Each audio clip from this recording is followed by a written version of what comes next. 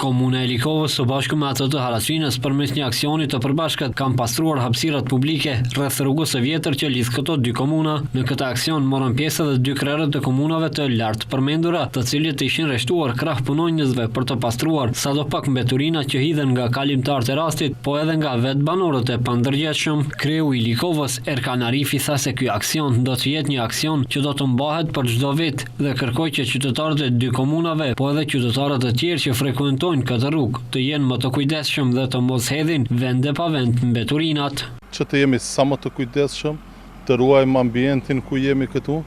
këtë bukuri që na ka falur Zoti,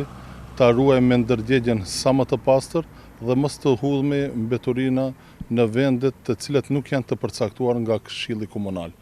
Dhe besoj që ky aksion më do jetë edhe tradicional çdo vit që të mirëmbajmë hapësirat publike, por edhe ne si Komunë e Likovës në bashkëpunim me Ndërmarrjen Komunale Pisha,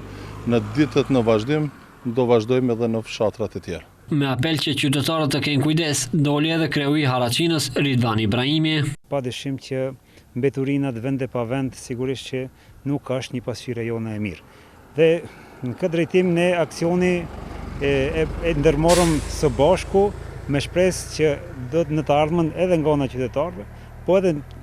nga secili qytetar që mund ta frekuenton këtë rrugë, që të kujdeset që mos të kemi këtë farë pasqyre jo të mirë. Përmes këtij aksioni, siç njoftuan krerët e dy komunave, janë pastruar hapësirat publike rreth rrugës së vjetër nga fshati Nikushtak në drejtim të komunës së Haraçinës.